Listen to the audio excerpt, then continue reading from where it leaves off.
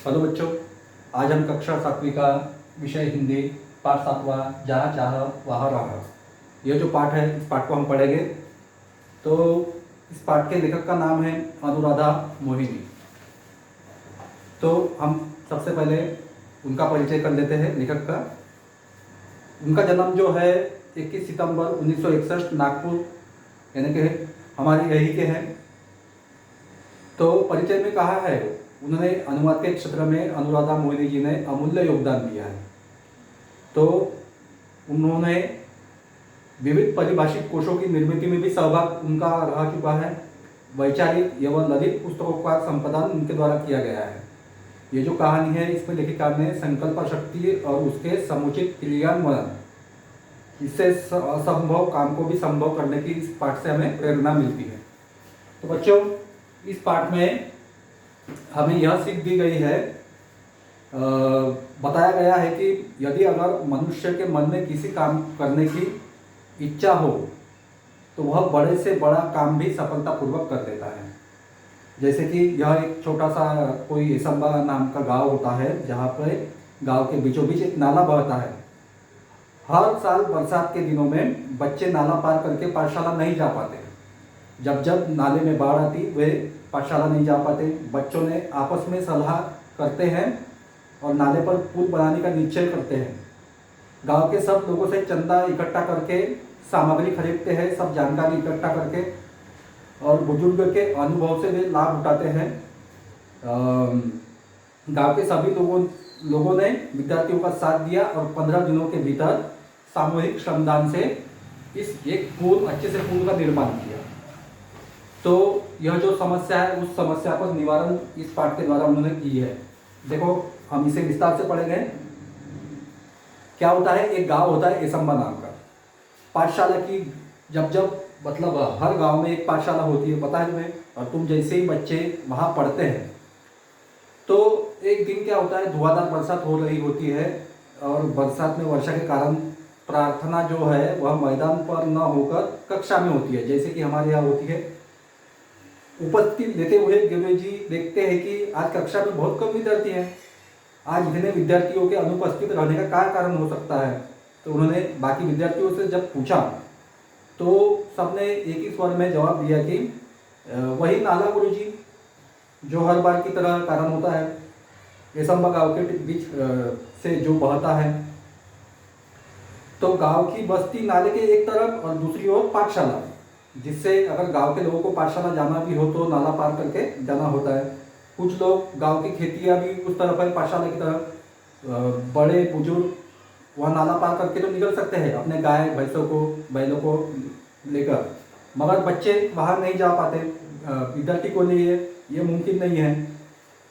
असल में क्या होता है, कुछ कुछ बार तो अनेक लोग अनुपस्थित रहते और अनेक बार तो विद्यार्थी पूरे सप्ताह तक पाठशाला नहीं जा पाते इस बारिश के कारण। तो इसके चलते गांव में बरसात, नाले में भरा पानी, पाठशाला से छुट्टी, एसंबा की यही कहानी, यह जो गीत है यही प्रचलित हो चुका था। पाठशाला में अनुपस्थिति का विद्यार्थियों की पढ़ाई पर भी बहुत बुरा असर पड़ता, जिससे अच्छी श्रेणी लाने वाले जो विद्यार्थी होते उनके भी पढ़ाई पर बहुत बुरा असर पड़ता।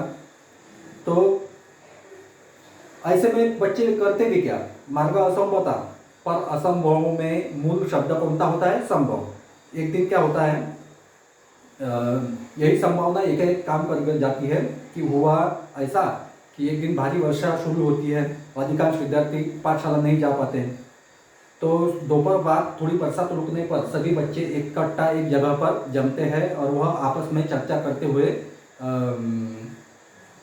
मतलब बातचीत करते हैं कि आज देखो हम हर बार की तरह इस बार भी हम पाठशाला नहीं जा पाते, और मूल कारण क्या है, तो वही नाला जिसमें भर जाता है पानी बारिश के कारण। तो बच्चे आपस में सलाह मशवरा चर्चा करते हुए कहते हैं कि मन ही मन इच्छा बना लेते हैं इस पुल को बनाने की। तो आशीष कहता है कि हम कर भी क्या सकते हैं, हम तो बच्चे हैं। तुषार जब कहता है कि हम बच्चे कर भी क्या सकते हैं, हम बच्चे कर भी कह सकते हैं। इस वाक्य को गीत की तरह वह गाते हैं और एक साथ तालियां बजाकर वहां बैठे बच्चे जोर जोर से हंसने लगते हैं।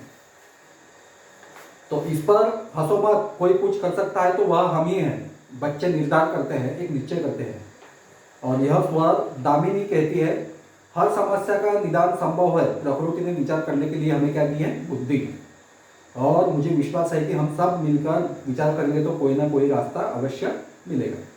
कोशिश करने वाले में कभी हार नहीं होती, यह वाक्य प्रचलित है। तो दामिनी की बातचीत का माहौल ही बदल दिया। हर कोई गंभीर होकर समस्या के हल के बारे में सोचने लगा। हल मिल गया, हम बरसात में भी पाठशाला जा सकते हैं। कैसे? तो आशीष की आंखों में चमक और स्वर भरा उत्साह था, क्योंकि तो सबने एक सवाल किया, कैसे? सबने एक साथ पूछा, हम नाले पर पुल बनाएंगे। अब पुल तो तुम लोगों ने देखा ही होगा। मित्रों के स्वर में आश्चर्य भागकर आशीष ने आत्म देता हुआ, हाँ पुल। पुल विज्ञान की पुस्तक में हम सब ने पुल की जानकारी भी पढ़ी है। तो जब कभी शहर गए हैं, बड़े बड़े पुल भी देखे हैं। और साथ ही साथ अगर पुल बनाने की विधि जो है वह हम अंतर्जाल की मदद से इंटरनेट पर भी सर्च कर सकते हैं कि पुल किस तरह से कैसे बनाया जा सकता है। तो बच्चे पूरी जानकारी इकट्ठा करने लगे। हमें लगभग 10 फीट का पुल बनाना होगा। पुल बनाने का जो विचार है बच्चों के मन में जागा, जिससे वह आग की तरह यह खबर पूरे गांव में फैल गई। हर व्यक्ति इस विचार और विद्यार्थियों के हौसले की प्रशंसा करने लगा। तो विद्यार्थियों ने छोटे छोटे समूह बनाए, जैसे कि 5-5, 6-6 बच्चों के। और इस प्रकल्प यानी कि इस पुल की परियोजना पर वे बारीकी से काम करने उन्होंने शुरू कर दिया।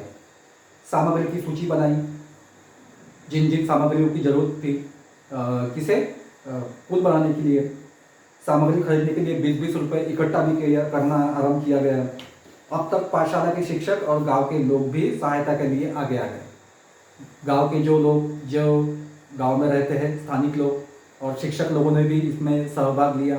कुछ युवाओं ने भी सहभाग लिया। बड़े बुजुर्ग जिनका अनुभव इसमें काफ़ी था, वे भी लोग इसमें शामिल हो गए।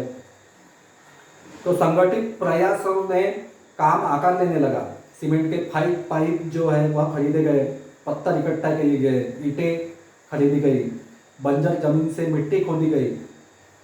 और गांव के छगन बाबा नामक ने एक बुजुर्ग थे जिन्होंने इस पुल को बनाने के लिए रेती उपलब्ध कराई। पुल बनाने के लिए पूरे गांव के हाथ एक साथ मिट्टी का भराव करने लगे। हर दिन स्वप्न पूर्ति की ओर एक एक कदम बढ़ने लगा। और अंत में आनंद की वह सुबह भी निकल आई। वर्षों की कठिनाई दूर हुई और केवल 15 दिन के अंदर सामूहिक श्रमदान से सभी का सहभाग इसमें लग चुका था, जिनके द्वारा यह पुल बनाया गया और पुल बनकर तैयार हो गया। ग्रामीणों और विद्यार्थियों के सामूहिक श्रमदान से पुल तैयार हो चुका। पूरे गांव के लिए यह अद्भुत उपलब्धि थी। सभी ने एकता, संगठन और श्रमदान इनका भी महत्व समझा।